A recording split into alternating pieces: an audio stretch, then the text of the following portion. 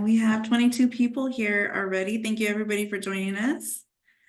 Let's go ahead and take a minute and introduce ourselves. My name is Katrina Reese, and I am the Deputy Director here at Cal Kappa, Policy Advocacy and Impact. My co-hosts today are Mariana Elena de la Garza and Jordan Cox. Go ahead and introduce yourselves, ladies. Hi, everyone. I'm Jordan Cox, and I'm the Communications and Event Coordinator with Cal Kappa. Hi, everyone. Welcome. We're so excited to have you with us. I'm Maria Elena de la Garza, the Executive Director of Community Action Board of Santa Cruz County on the Central Coast. And also, I am the chair of the Education Legislation Advocacy Committee of Cal Kappa. And so we are thrilled. We have 26 people on the call. We're expecting about 30, 35 of us. And so this is a great way to get us prepared to Ledge Day. Thank you for being here. Yes, we're really excited. Thank you all for joining us. Next slide. Let's go ahead and get started. So today's presentation is called Get Ready for Past or Present, commemorating 60 years. So as of yesterday, 2/26, we had 46 people registered. Our goal is 100 attendees. And you're probably wondering, how can I help you do that? If you know somebody in another organization, another agency within the California Community Action Network, reach out to them, text them, call them, tweet them, or call them, messenger them, Facebook them, whatever you can do. Please get a hold of them, because this is the 60th year of community action. And we really need to show up and show out on May 1st here at the California State Capitol. So please reach out to your friends. Help us reach a goal of 100 attendees. This is set to be our biggest celebration yet, or our biggest commemoration yet. We really need you all to use our collective power and reach out to everybody that you can. If you can commit to calling one person, great. If you can commit to calling 2 people, wonderful. And if you can commit to calling 3 people, that's even better. We really need everyone to show their collective power. Please reach out to everybody that you can. And so right now, we're going to go ahead and drop the registration link in the chat. If you are not registered, we're going to give you a few minutes to go ahead and register right now. We can walk you through it. Jordan and I and the rest of the Cal Kappa team are on hand to help you register for this really great event. So if you are registered, please unmute yourselves and say, give me a heck yes. And if you're not registered, go ahead and give me a heck no, and do that now. Heck yes! Heck yes. Heck yes. Heck yes. Heck yes. Do I have to say heck yes? Yes. Yep, registered. Woohoo! Yay!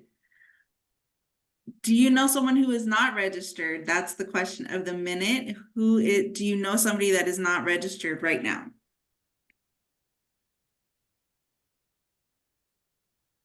Can I get some participation? Mike, do you know someone that's not registered? Not for my org. I don't know. I don't. Tim, do you know somebody that's not registered?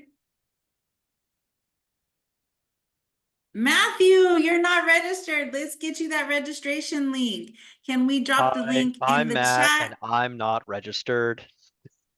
Oh Yet, no! Matt, yet.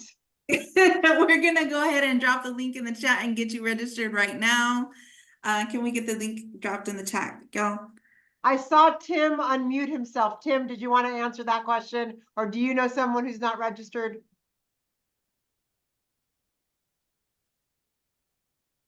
The link is in the chat. You'll find Thank it you, in the Lawrence. chat. Thank you, Lawrence. So it's not too late to register, and it's not too late to call your community action buddy to make sure that their agency is registered, right? Absolutely. Oh, So look at that. do you all think? See the chat? Katrina, 4 from Butte. Woohoo, Tim. Woo!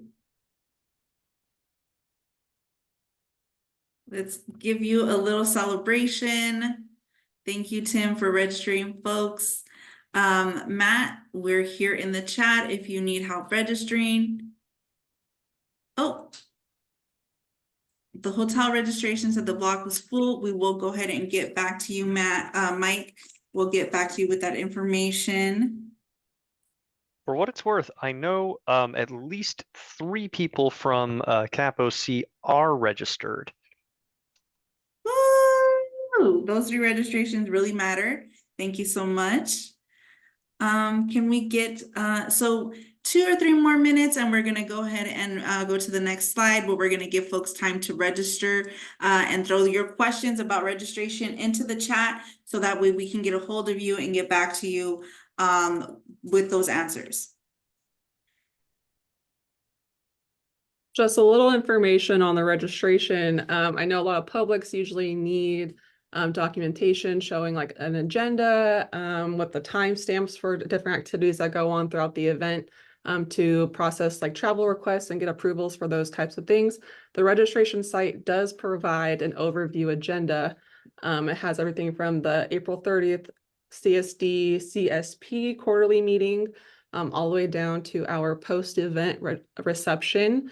That's held just a block over from the Capitol. So if you guys need that, it is available on the site. And if not, I can go ahead and kind of produce a document if that would be helpful for everyone.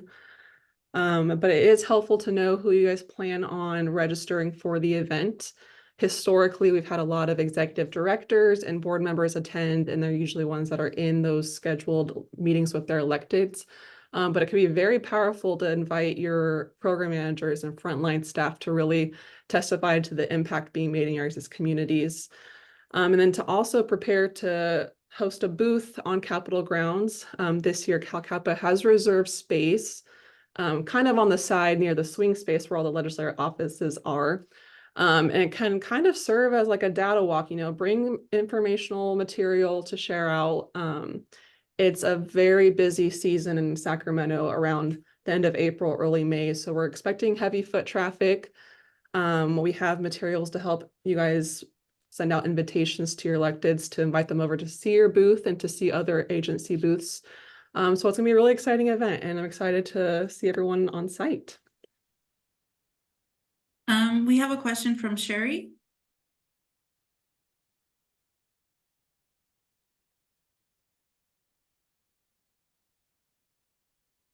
Sherry, you're on mute.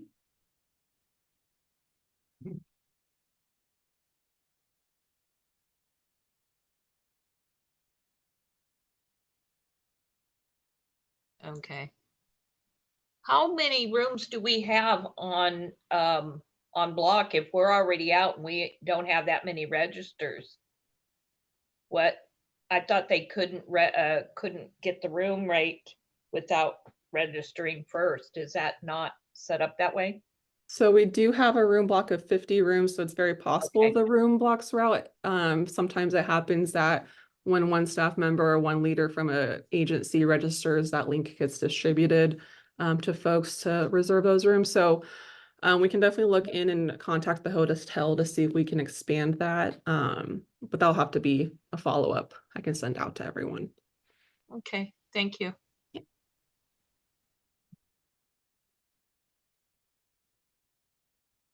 All right, we can go to the next slide, Jordan. Thank you so much for registering. The link is in the chat. Please feel free to reach out to us if if you all have any questions. Cal Kappa staff is always available to answer your questions. For this event, Jordan and I will be your point person. So please feel free to reach out to myself or Jordan if you have any other questions, okay? Maria Elena, you're up. Yeah, so show me by a thumbs up or a high five. How many of you have participated in Ledge Day before? Let's see your little thumbs, your hands up. So we have some, not a lot though. Okay, let me ask another question. If this is your first Ledge Day, give us a thumbs up or a high five. Wow, excellent. Excellent. So we have a lot of first timers. That's exciting to me. So what the purpose of today's webinar is to make sure you feel completely that you understand what you're walking yourself into, that you feel completely prepared for what you're going to do and what to expect that day. And as this slide shows, get excited, because what the aim for this is to really give voice to the work that you do in Sacramento. It's to give voice. You get to represent your community and clients. You get to discuss the amazing life-changing services from your unique community action agency, what you offer. You know, if you run a Head Start program, if you do workforce and development, you can talk about your community action team. You can talk about your CAP plan. It is your time to share that which is what you're most excited about from your organization. And I will venture to say that you know already off the top of your head what gets you most excited about your agency. For example, if you were to ask me, I can tell you 5,982 immigrants benefited from free immigration legal services, education, and advocacy from my agency. If you were to ask me, I would tell you we distributed $10 million of economic relief for flood impacted people in Santa Cruz County and the Pajaro Valley. If you were to ask me, I can tell you that we distributed $500,000 in scholarships for people to pay their naturalization application fees and their DACA fees. I can tell you that we worked and got 242 people jobs last year. I know what I'm excited about, what my agency does. So I'm going to ask some of you. Let's see, off the top of your head, Mike, what are you most excited about that you do? I'm excited to know that we, on a daily basis, serve something over 200 people, 200 families, for their basic food needs, and that we last year engaged in excess of what was I saying? And that we are in the community in all areas of our community to help in the area of homelessness and homelessness and food services and in health services. So, Excellent. Mike, where are you from, man? well, we're in San Gabriel Valley, Los Angeles. Excellent. Well, awesome. Welcome, Mike. Exactly. You know exactly what you're excited about. Biz, can I ask you or Marcy, what are you excited about at SLO? Well, I'm excited that we continue to house our homeless neighbors who have 40 Prado, which has turned into a prototype for other community action agencies. I'll stop with that. That's a big one for us. Huge. Marcy. Yeah, I was going to say too, I'm excited for all the families and children that we help. Right now, we have a clothing closet in our driveway to help families that need any type of children's clothing. So I'm excited about many things. Wow, I love that. Maddie, what are you excited about in Madera? Well, we just wrapped up our migrant seasonal Head Start program and our winter program in Fresno County and Madera County. And in our website, Viva Engage, it's a Microsoft 365. The children built robots to activities, to all of the studies that they did, and we're able to see them. And so they're just supporting inventors. I know they're going to be the future inventors and educators of our society. I'm also excited about our homeless program, our collaboration with our local mission. They're going to build a triage project. It's under construction right now, and we had a groundbreaking for it. So lots of things happening in CAPMC. But I did want to share, I did send this to David Knight, that domestic violence and Valor will be in the area on the same days. Their VOCA cuts is significant. It's supposed to happen later this year, and they're looking at a 30 to 40% cut to their program. So CAPMC is attending Ledge Day, but we are going to be focusing on our Victim Services Department and sharing the need for some bridge funding to support those cuts. so important to take advantage of these opportunities to promote our work and identify gaps. Absolutely, Maddie. Thank you for that. And I'm going to call on one more person. Let's see, who should I call on? Who should I call on? One more person to share excitement. Susie, are you there with us? I am. What are you excited about, Susie? I am very excited that we opened up a satellite office that I think many of you might have seen in one of the newsletters in a different city. So we were able to target, based on our community needs, an area that is very underserved. And so we're bringing a lot of services, including workshops around different themes from financial wellness to the new one that we're going to start is around digital literacy. So it's going to focus on seniors. Excellent. So as you can tell, this is an opportunity to shine light on your bright spots. This is an opportunity to meet with our legislators and share that which we are most excited about in our respective agencies. Back to you, Katrina. Awesome. Thank you so much, Maria. And then on next slide, oops. So how to advocate. Jordan, our communications point person, sent out a really great toolkit last month where we had worked on some really great talking points, which is the next slide. But make sure that those talking points are a reflection of your agency. So Maddie, I noticed that your agency does a lot of victim services. So really relate those talking points that we have to those victim services and why it's a really needed service within your community. Biz, you talked about housing within your community. So why is housing for homeless a really big issue in your community? And how do those talking points relate to that? Those talking points will absolutely help you advocate your agency needs, including any additional funding that you may need, as well as elected official support. So you want to make sure that you're making yourself known to these people, not only in Sacramento, but on a regular basis in the community, in the region where you're all from. A big portion of advocacy is speaking truth. Your community's true story and needs will only highlight the impact that your agency makes, right? So when we talk about homeless housing, when we talk about victim services, when we talked about need for workforce development, when we talk about folks that are signing up for the LIWAP program, that is unique to your agency and your community. Why does your community have these needs, and how did you figure that out? So using your CAP plan, using your talking points, and using your community needs assessment is really good. And then we have these talking points, which is on the next slide, that we can go over as well.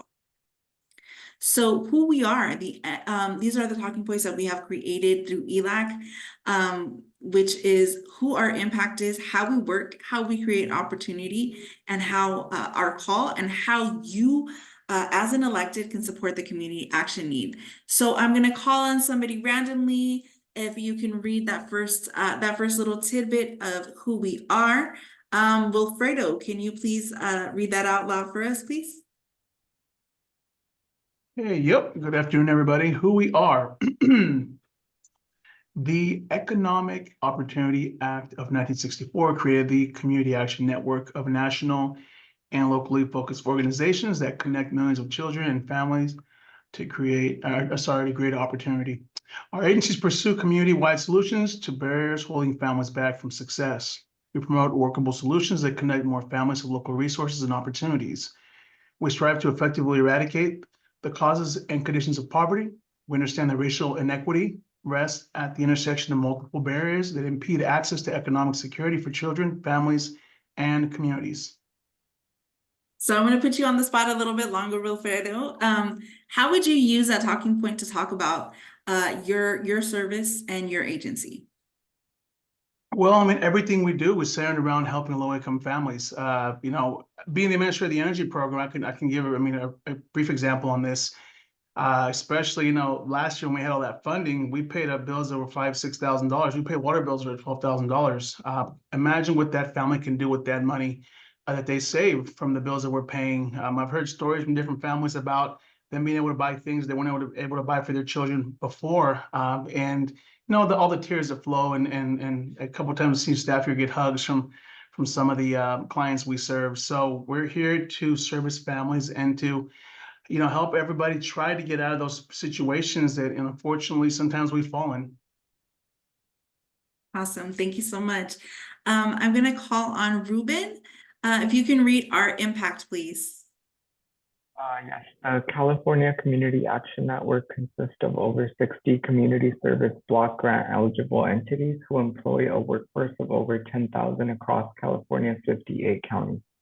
Community action funding helps in reducing poverty by delivering opportunities and services for families with focus on empowerment, community development, access to basic needs, increased collaboration, and coordination. Awesome. Thank you. So how would you relate that to your agency, Ruben? I would just kind of showcase just how many members of the community were able to assist, as well as all the services that we're providing and networking within the community and connecting them to those resources. Awesome. Great. Can I get Miss Sherry, can you read how we work? Yeah, we approach our work driven by locally based needs derived from community assessments, which create wraparound opportunities focused on a multi-generational impact. We are certain that our work provides truly life-changing solutions to prosperity and creates space for better quality of life with services such as food distribution, childcare, after-school youth programs, workforce development, energy efficiency, and bill assistance, healthcare, safe and affordable housing, and more. So how would you relate that to your agency, Ms. Sherry? Well, currently we are just ready to open a 94 unit. It was a parking lot that wasn't being utilized in downtown Stockton, and it's 94 units, just about ready to open. That was a collaboration between city and county, which is extremely unusual. Yes. And it was, we partnered with the Housing Authority and mental health.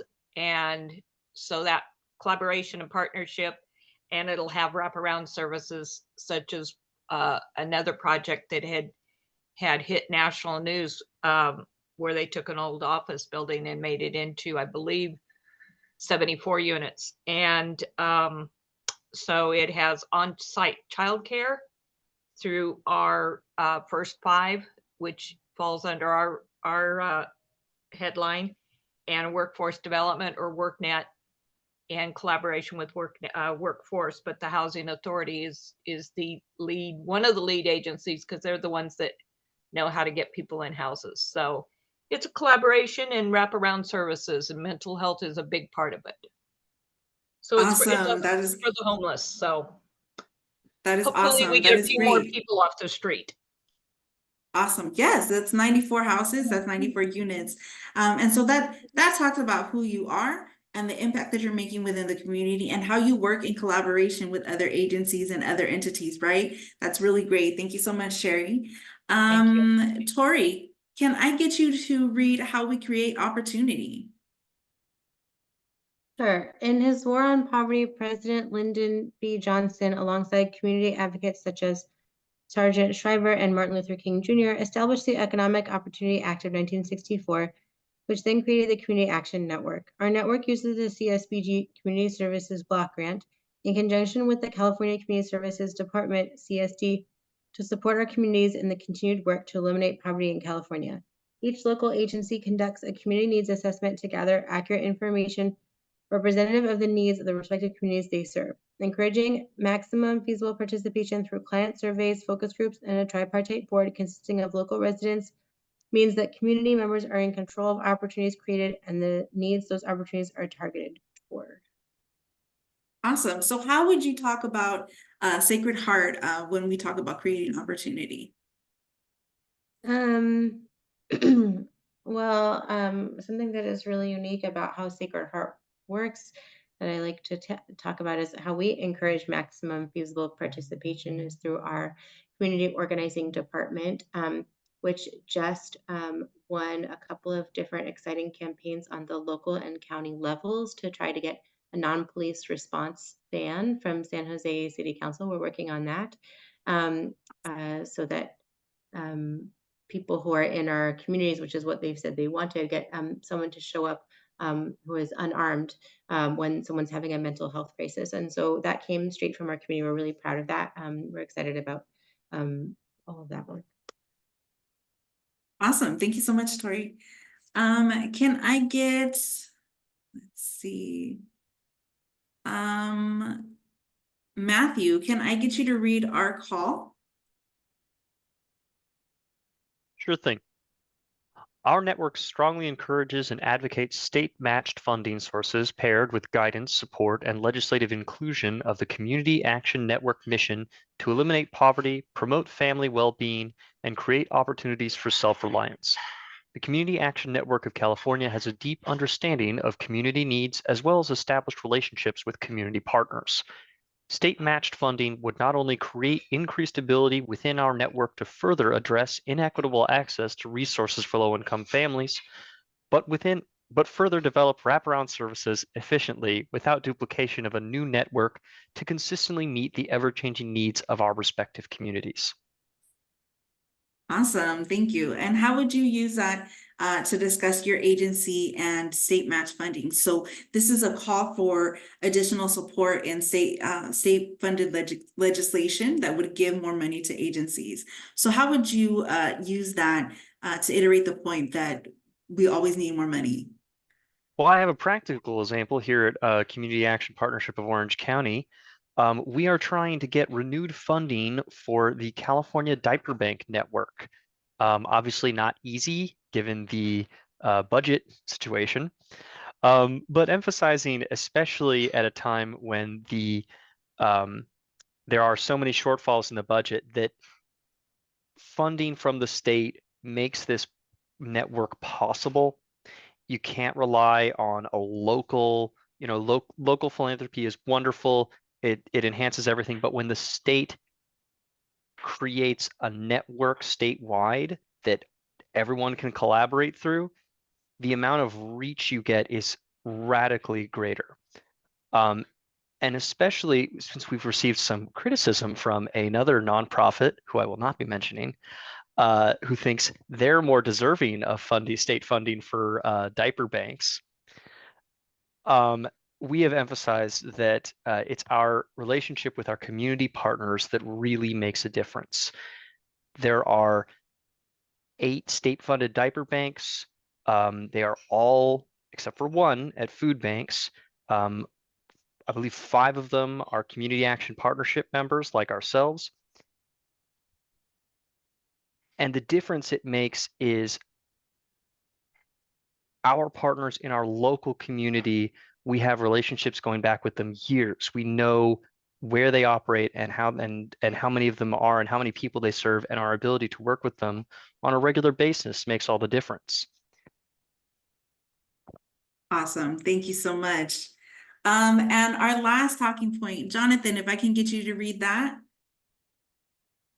Yeah, in our 60th year of community action, while commending the positive impact and community-driven change we have made across California, we also recognize the work that still needs to be done. We cannot solely rely on federally allocated resources. Investment from the state is necessary.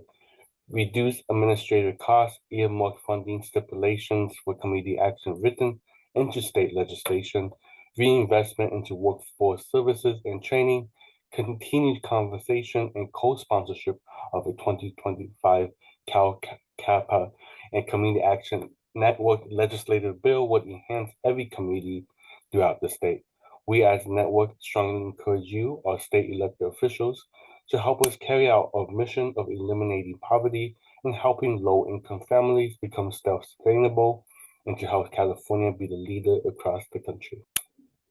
Awesome. So how would you use this to talk about your agency and ask for further support? So creating a collaboration, creating more meetings, and creating a true understanding of your agency. How would you use this last talking point in your meeting and to talk about your agency? Yeah, I think similarly to what Matthew said earlier, I think one of the big highlights is with 60 years, of experience, and also our agency has a lot of experience, many years of 40-something years of experience. It's the partnerships, it's the community that trusts us, and the people that we work with, that they know who we are. We have a history of working for the community, and kind of highlighting that and using that as a way of saying we are here, we know what we're doing, and let us do more. And I think that's what I would kind of highlight. Awesome. That's wonderful. Thank you so much, everybody. So hopefully that these talking points don't look as overwhelming as they may look, and you can use them and again, tailor them to your particular agency needs. So your impact, right? Your impact in your agency, Sherry, is you are giving 94 people, 94 families, a new place to lay their heads at night. And so you're creating more opportunities for that as well. In CAPMC, you're creating a space for victims. And the whole network is creating a call for support from their local elected officials, from our state assembly members and to our state senators, right? They need to understand that we know our agencies know our communities more than anybody else, and that we really talk to the community with the community needs assessment. And the CAP plan is based on that community needs assessment. So we're not just creating these services because we want to, we're creating these services because they are in need within our respective communities in California. Next slide, please. We have a hand up from Sherry real quick. Yes, Sherry. Just let me make a note. Our particular assembly person used to be board of supervisor, and he was a manager of one of our community centers that CSGB helps fund. So he is one that really can advocate for us. And so he helped us educate our senator. And we got funding for this 94 bed one and the one previous. So it really, really encourage you to educate your legislators, because they are your biggest advocates. Absolutely, absolutely. And they're gonna, your agency will be a resource, right? When you create those partnerships with your legislators, just as Sherry's agency has created that partnership with the assembly member, from before they were an assembly member, they're already known as a resource. And so when you're known as a resource within your community, more often than not, you're going to be given opportunities that other agencies or other entities are not. And that's going to create a really great conversation, and that's going to create really collaborative partnerships and more funding. So your agency legislative kill file, last month, I think, in December, when we had our first webinar, we talked about the who, the what, the why, the how, and your data. You want to make sure that your kill file includes, and it doesn't have to be a huge file, it can be a one-pager, but you want to make sure that your file includes who your agency serves, who benefits from your services. So what are the ages of the folks that your agency serves? Is there a big number of people from ages 18 to 24, 24 to 30, or older than that? And who benefits? Is it young mothers? Is it young fathers? Is it young families? Is it students? Who are your community partners? So I know that in Madera, Maddie partners with Victim Services and the county. I know that Capslo partners with the county as well, and so does Sherry's agency. So who are your partners within your community? You really want to make sure that those partners, that you talk about your partners, because without those collaborative relationships, a lot of the work would go unnoticed, right? You want to make sure that your service providers in your agency, so who are the ones that are creating those opportunities and services? And who is your agency to the community? So you're seen as a resource. There is clothing and food being given out to the community. So that's who you are to your community.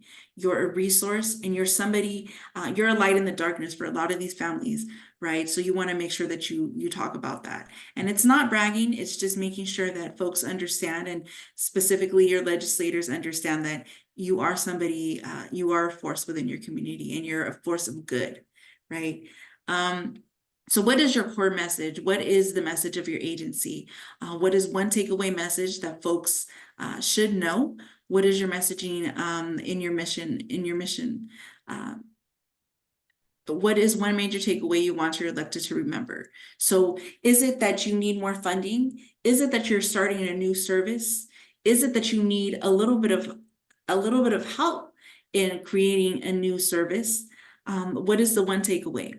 Who are your funding sources? What are your funding sources, right? So do you only get money from CSBG? Do you get money from LIWAP? Do you get money from the energy from LIHEAP? Right? You want to make sure that you talk about all of your funding sources, and make sure that you also address the gaps in your funding sources, so that when there are state legislations that come that affect your agency, your elected knows to reach out to you. And when you reach out to your elected and talk to them about that funding source that could be coming up, they know exactly who you are. What legislation has helped your agency create opportunities and services? So it can be local legislation, or it can be statewide legislation, or it can be federal legislation. But when you're talking to your electeds on May 1st, make sure that you highlight more than anything your state and local funding opportunities that have helped create your services. So that 94-bed facility that Sherry was talking about, and then that clothing drive, you want to make sure that if there was any legislation that was created that really specifically gave funding to that, you want to talk about that so that your elected officials know about that. Why is your agency important to helping end poverty? We know that without your agency, a lot of these folks would not be able to meet their energy needs, as Wilfredo stated, right? There's not a lot of folks that can pay a $12,000 bill. So without that $12,000 bill being paid, what kind of families what needs would there be in that community without the Community Action Agency of Cap Curran, right? Why do you have the services you have? So none of these services have been created without a need. What has that need? What was that need in the community assessment in 2018 that made you start a service in 2019? And what were the results of that service from 2019 to 2024? Why is creating opportunities for sufficiency important? So why does your community need this Head Start program? Why does your community need this after school program? Why does the youth in Long Beach need an art program after school? Why is that there? Why does your community state that need, and what is the need that you are meeting? How has your agency's funding made a difference in your community? So where was your agency 4 years ago? Where was your agency 10 years ago? And where have you been able to make a difference within those 10 years or those 4 years? Next slide, please.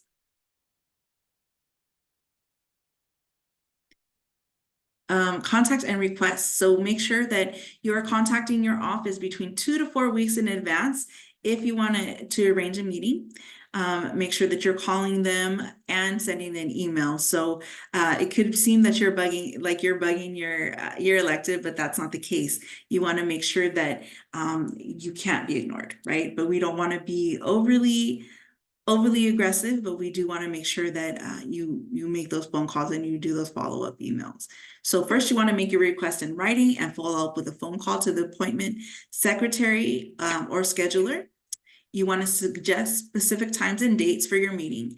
However, give yourself a 2-hour block of time and make sure that you add that you're flexible. Elected schedules change all the time, so just make sure that you give them a few dates that they can work with. You want to make sure that your kill folder is ready, your who, what, whys, and hows, and your data narrative and your success stories. And Jordan is going to go over that in the next portion of our training. Make sure that you're prepared. Be informed on your legislative meeting talking points. So don't go in without some notes. Don't go in without practicing. Make sure that you practice within your agency, who's going to say what kind of information that person is going to share, right? So Wilfredo focuses on energy. Biz focuses on housing, right? So you want to make sure that those folks that run those programs and those services talk about the services and programs that they run. You want to make sure that you all go in very prepared. Please be on time and stay on topic. Make sure that you leave behind materials. So make sure that you have copies of everything that you talked about, and you leave it there so that they can look at it later on. Make sure that you create an opportunity for follow-up.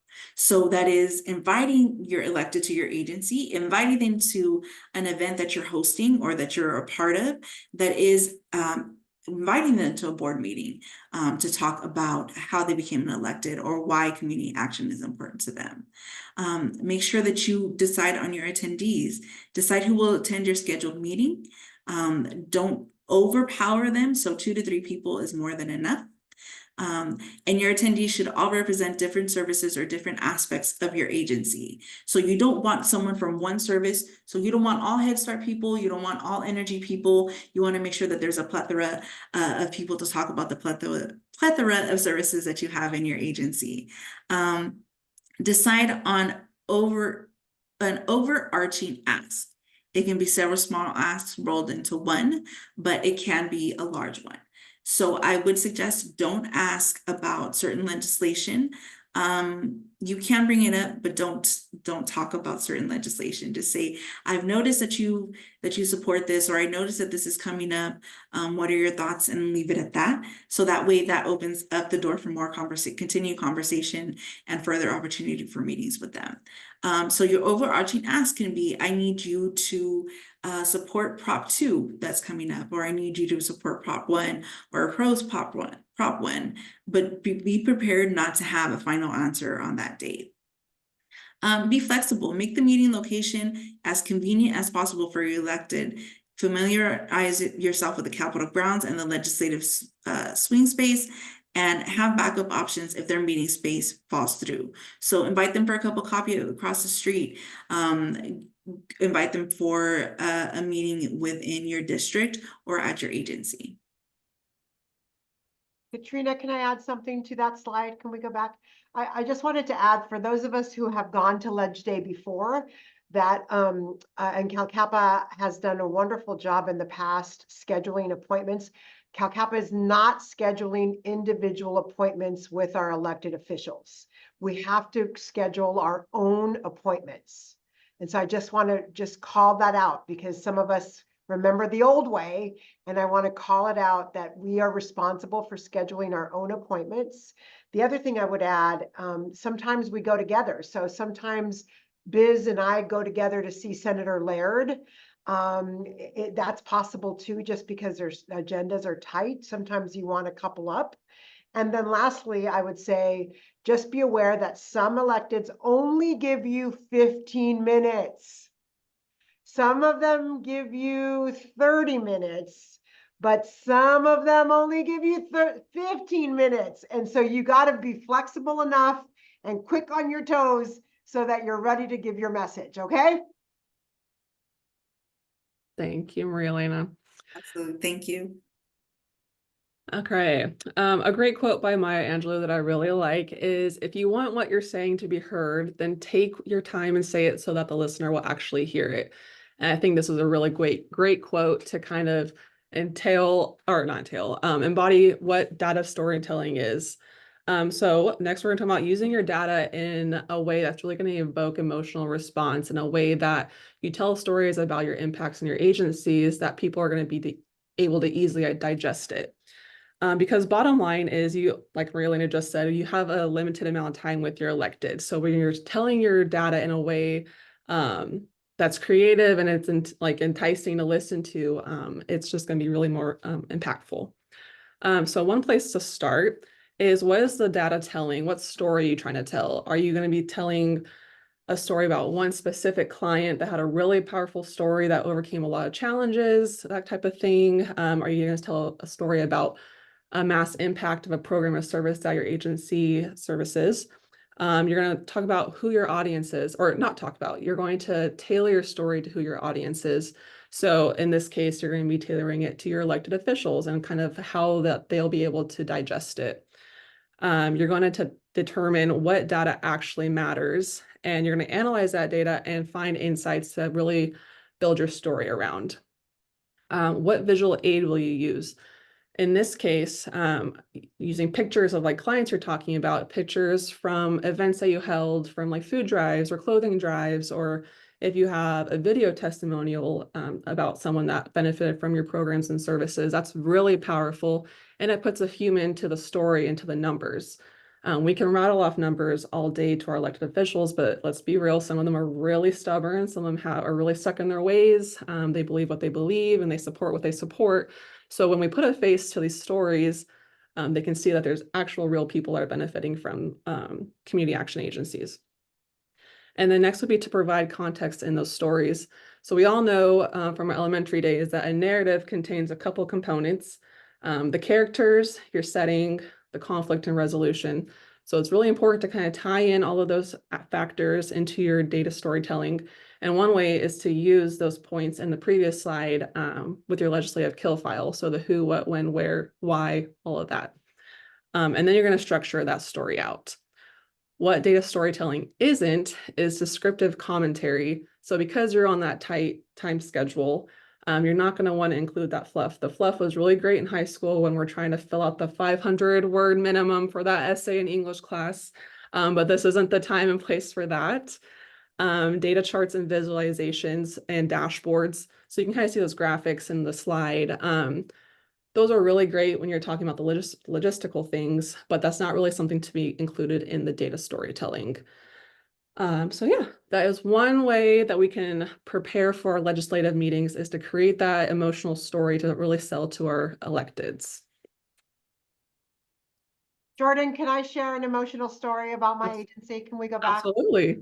Based on data. So one of the things that we learned through our community action plan process, that is part of my data and part of my storytelling. Many of you know that our community was extremely impacted by floods last year and a river breach. And I share, and I talk about this in every opportunity that I get to talk about it, because we're still in recovery and we're still working with those families that have been impacted. And one of the pieces of data that came out through our community action plan process, we talked to about 500 people, and a little to about 20%, well, let me go back, 50% of those folks reported earning $15,000 to $20,000 last year. So they fell into that category, and that's average for a farm worker. But 20% of our respondents reported earning $5,000 of annual income last year. I want to say that again. 20% of our respondents reported $5,000 as their annual income last year. And those respondents were our indigenous language speaking farm workers and people who to date have not worked in over a year because of the flood and river breach. So that's an important story for my community that I want to elevate to my elected officials. And I know that each of you have that kind of data and that kind of story and impact based on the work that you do. So if I can get April April and then Cedric, tell us a little bit of that kind of data story from your agency.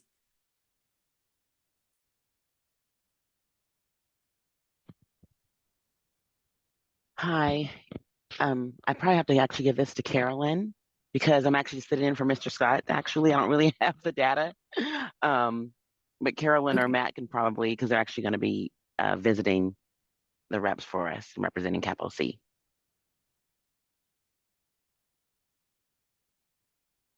Matthew's got a hand up. Yes, go ahead, Matt.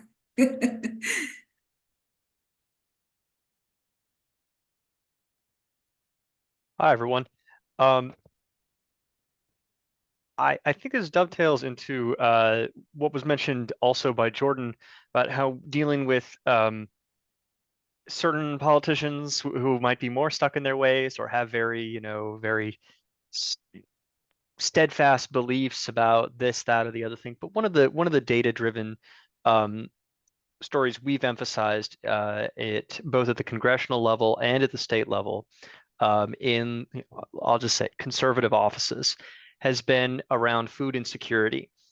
A lot of them have been supporting at the congressional level, especially work requirements. I'm sure a lot of you have seen the Republican Congress's attempt to bring back work requirements for food.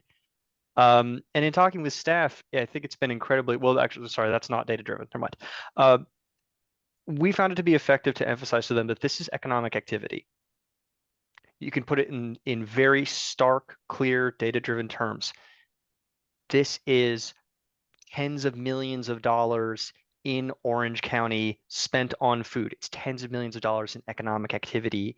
And why would you vote against it? That's money for your constituents that they are going to spend, at local retailers. That's money that's going to be, that's freed up for them to spend on their children and their families and everything else that they're doing that they need to do. It's not perfect, of course, because but the trick there is that you can use the data in a way which is not just to present them with a hard fact, because they will push back against that. People don't like to hear that their ideas are wrong. It triggers the fight or flight response. So there's this way to be subversive, to disrupt common modes of thought and ideas. In this case, to turn it on its head, we found this to be effective, at least with a number of our local legislators, local members of Congress, and local assembly persons, to frame it to them that it's like, actually, when you provide money for people to either through the food bank or through SNAP, that's going to drive economic activity in your district, and we have numbers to support that. This is how many people are being fed. This is how much they're going to spend on meals, and that frees up economic opportunity for them. And to deny them that, the non-data driven point is to, or rather, the data driven point, you could tell them what happens when a person starts to starve physiologically. That's not always effective. Framing it though as a lost opportunity cost in economic terms was not only something they couldn't really argue against, it was something that was fitting with their ideas about, seeing themselves as pro-business and pro, economic activity. It's not perfect, but it's one of those ways that you can be, I use the word subversive a lot in self-help or rather in motivational speaking. Sometimes you'll hear this referred to as verbal judo, but I think that even that's a bit much. It can't be a debate or a contest, because that will only cause a staff person, a legislator, to be that much more responding with I'm on defense. I have to play defense against this person and push back for the sake of my ideas. Absolutely. I'll stop there. Absolutely. Thank you, Matt, for sharing. Yes, we don't want to make it a Republican or Democrat issue, because at the end of the day, there's Republicans and Democrats and independents that seek services within our community, and we want to reach that need for the entire community, not just for some, but for all, right? Cedric, can you share how you will use data storytelling in your meeting?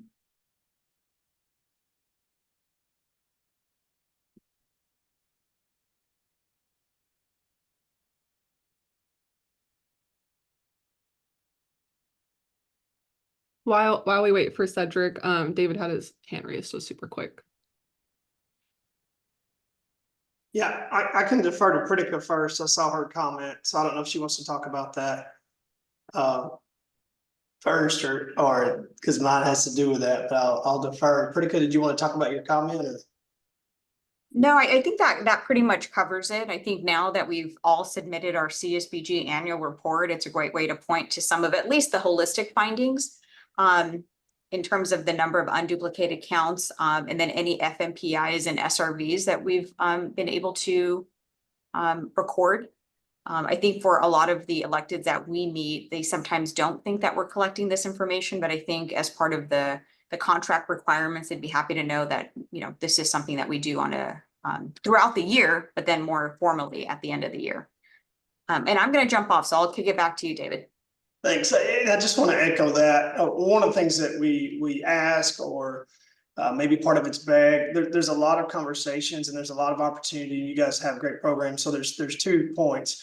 One is piggybacking off what Pritika said, which is please make sure to include part of the conversation around the process in which community action works, which includes all the annual report. We're getting a lot of questions about how do you know these things are successful. And to acknowledge Matthew's point, we all know at the end of the day that every program is financially successful. Even if you don't have any outcomes and everything's an output, financially, the return on investment for investing in any single low-income program has a return on investment for a community, right? No, and you can put any amount of dollars you want into it. It just flows into the community, creates a change. We can understand that.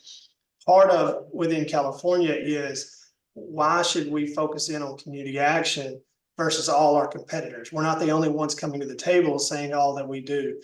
So one of the key things that I again beg for people to talk about is that process of community action, going through the annual report, going through your needs assessment, how you have a tripartite board, how you involve local voices to the table, how you create all the solutions. They're extremely valuable. And using the words like, this is the community action way, we've built this over 60 years. It has a very rigorous process, which you don't necessarily see in other organizations as much. And so all the research, all the stuff we hate doing sometimes, many of us enjoy it because it makes us more successful, but all that, it would outweigh any other type of program that's out there. Number 2, it's just wanted to add, as you're digging over the next couple of months to think about that story you want to tell, please, really, if you want to send it to Jordan or I, we can look through it, is really focus on some outcome. So one of the issues we have is when we talk about how many families are served, absolutely important. But if you're going into that singular story that you're going to narrow down to, have that one person that did move up, have that economic mobility, or that community that changed, and they're no longer reliant on necessarily what we do.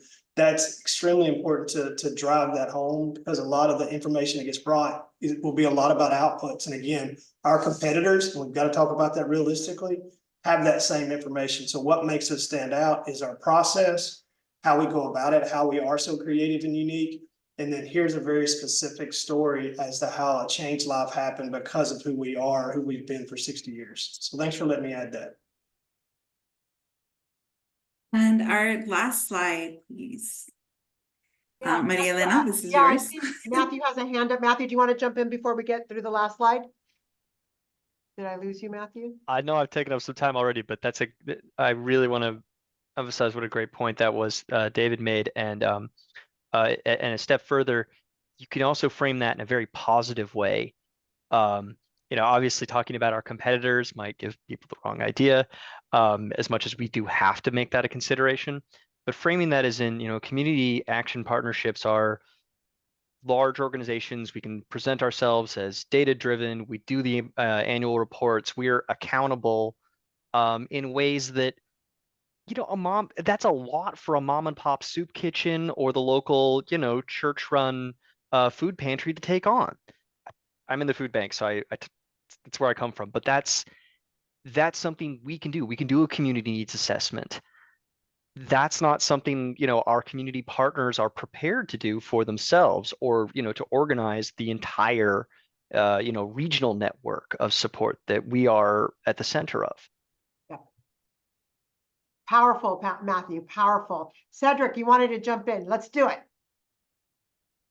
Yes, I'm sorry, I was having trouble with my keyboard, but yeah, I'm Cedric, Public Affairs Manager here at Fresno EOC. So we cover a lot of the Fresno County area. But just going back to data, how important it is to storytell and convert those numbers into stories. I just want to say, for example, I'll be really quick. We have 30 programs at Fresno EOC. So, and my direct service is communication. So getting the word out to the community, a little bit more outreach to let folks know what we do. And I think one program we have, our food services program, during summer and winter, we provide meals to students when they're out of school. And instead they count how many meals are being fed to children, they count by head, they do a head count. but just taking numbers like that and converting them and saying, you know, hey, we had 20 kids eat on a bus today. Like, no, that's not really data. It's more so like, hey, 20 children now have food in their stomachs because they're not, you know, being fed proper meals at home. Or there's a way to kind of storytell. Like, I like the way you guys put it. The gentleman that was sharing earlier. But I just think storytelling is important because it touches, you know, lawmakers' hearts, and they really can impact them when they hear it in that way rather than just, oh, 20, you know, 20 children ate food. Like, you know, I think those stories do make a difference and they really do impact folks. I'm sorry. Absolutely. Thank you, Cedric. Thank you for jumping in. So on our last slide, it's yes, you can, right? You can schedule a follow-up meeting with your elected official in their district when they're home. Bring success stories to share, highlight gaps in funding, bring up local legislation that may affect your agency and clients, leave material for their review. Always, if you have any reports, I always want to leave some swag, always want to leave, what was that, kill folder? What did you guys call that? A kill folder or something? The kill file, Kill yes. file, and ask for support for your community action legislation in 2025. This is so important. It sounds like this group is prepared and ready. I heard stories, I heard data, I heard strategy. It sounds like we are ready. And with that, I want to invite Katrina, help us invite people to the ELAC subcommittee. Could you do that, Katrina? Yes, so our ELAC Club subcommittee meets every first Tuesday of the month. The link is right here in the chat. Please join us. If you're having trouble, if you want to go ahead and get the agenda beforehand, which should be sent out this week, please feel free to reach out to me at this email address here, and we can get that to you. Thank you so much for joining us this afternoon. Please feel free to reach out to us if you have any questions, and we will see you next month for another training on how to get ready for Legislative Day. Thank you, everybody. What a great webinar. So much participation. Good job, everybody. Bye. Thank you all. See you in Sacramento.